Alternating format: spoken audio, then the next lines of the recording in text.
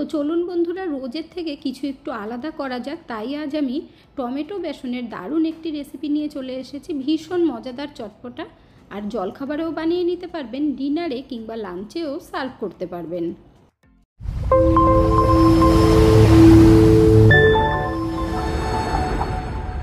প্রথমে আমরা বেসন ভেজে নেব। তার জন্য ফ্রাই প্যান বসিয়ে দিয়ে হাফ কাপ পরিমাণে বেসন দিয়ে দিলাম। এরপর হালকা করে ভেজে নিতে হবে।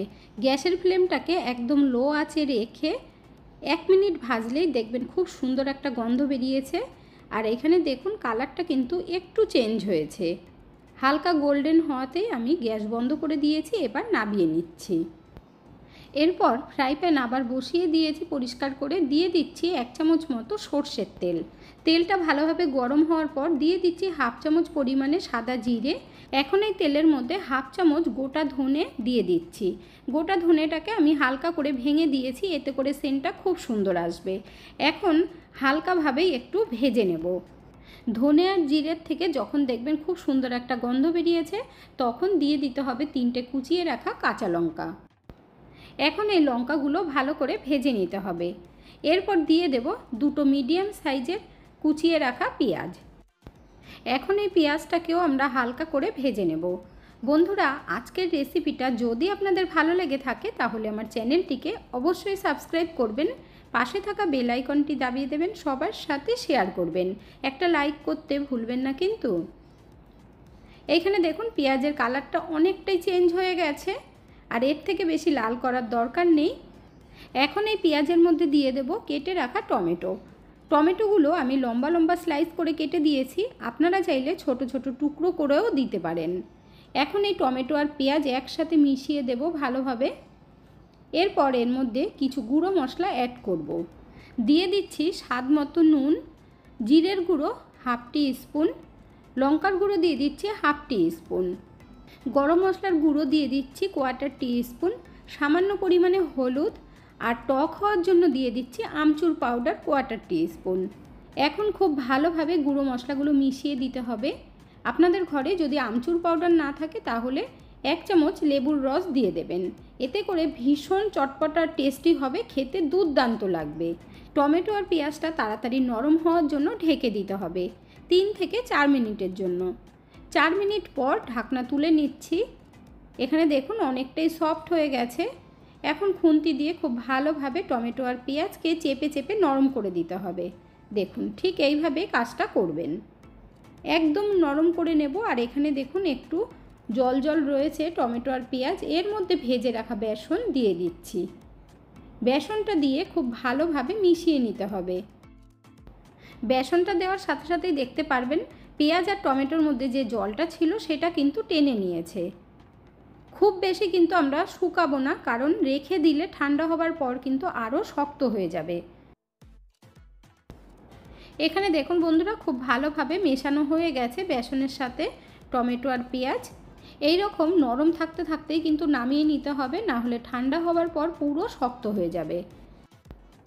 এরপর আমরা আটা মেখে নেব। তার জন্য এখানে আমি 1 বাটি আটা নিয়েছি। এর মধ্যে এখন দিয়ে দেব বেসন। আপনারা চাইলে দই দিতে পারেন, দই দিলে বেশ সফট হবে, আর বেসন দিলে একটু ক্রিস্পি হবে, খেতে খুব ভালো লাগবে। 1 টেবিল স্পুন বেসন দিয়ে দিলাম। দিয়ে দিচ্ছি কালো জিরে 1/4 টিস্পুন, 1/4 টিস্পুন দিয়ে দিচ্ছি জোয়ান। জোয়ান হজমের জন্য খুবই উপকারী। দিয়ে দিচ্ছি কসুরি মেথি, এখানে 1 টেবিল স্পুন আছে। হাতের মধ্যে একটু ডলে নিয়ে দিয়ে দিতে হবে, এতে করে সেন্টটা খুব সুন্দর আসবে। স্বাদ মতো নুন দিয়ে দিলাম।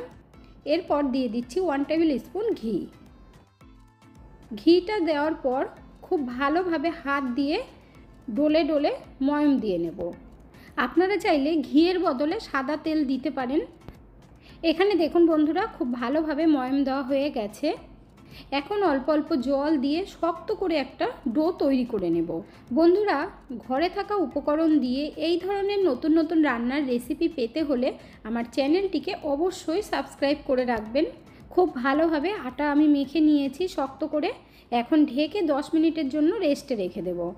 10 মিনিট পর এখানে দেখুন আটাটা কিন্তু আগের থেকে একটু সফট হয়েছে।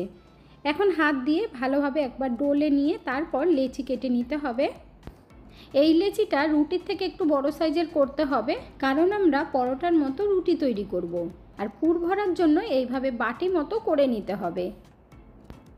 এখানে দেখুন বন্ধুরা, আমরা যে আগে থেকে টমেটো বেসনের পুর তৈরি করেছিলাম সেটা খুব ভালোভাবে ঠান্ডাও হয়ে গেছে। আর এবং দেখুন কতটা টাইট হয়েছে আগের থেকে। এখন এই পুরটাকে 1 চামচের থেকে একটু বেশি করে নিয়ে ভরে দিতে হবে। বন্ধুরা, আপনারা কিন্তু অবশ্যই একবার টমেটো বেসনের পুর ভরা রুটি তৈরি করে খেয়ে দেখবেন, খুব ভালো লাগবে। সবজি বানানোরও দরকার পড়বে না। সকালবেলা যদি তৈরি করেন তাহলে আগে থেকে পুরটা রেডি করে রাখবেন, দেখবেন খুব তাড়াতাড়ি হয়ে যাবে।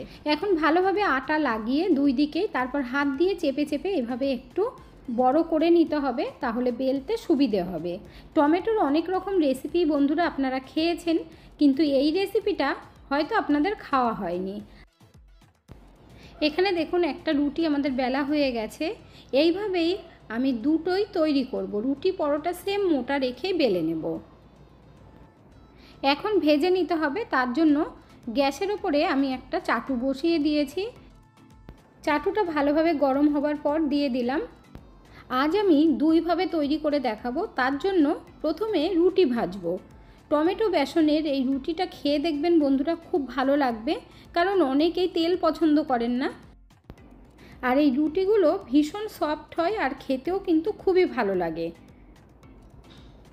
এখানে দেখুন আমি উল্টে পাল্টে রুটি ভেজে নিচ্ছি।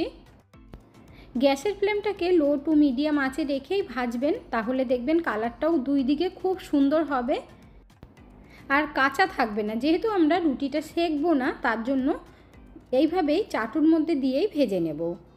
দেখুন একটা রুটি আমাদের ভাজা হয়ে গেছে। নাবিয়ে নিচ্ছি একটা প্লেটের মধ্যে।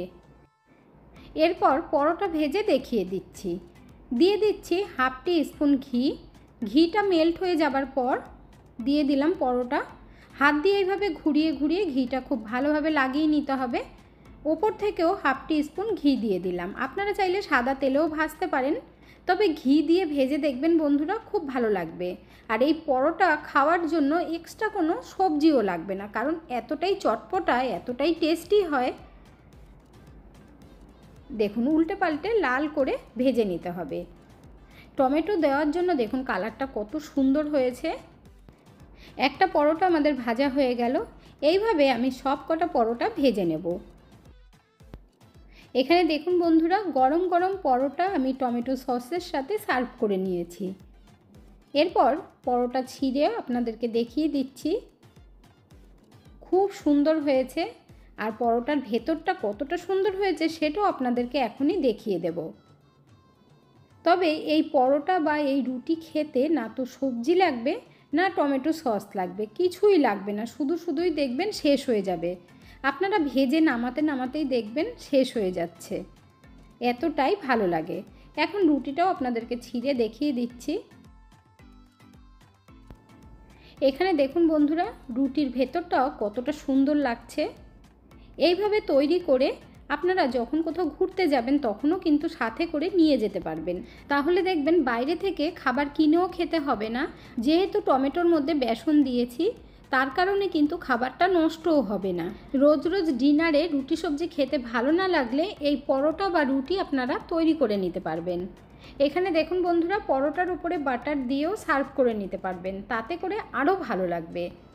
এতক্ষণ ধৈর্য ধরে ভিডিওটি দেখার জন্য অসংখ্য ধন্যবাদ। ভালো থাকবেন, সুস্থ থাকবেন। দেখা হচ্ছে পরের ভিডিওতে। Thank you.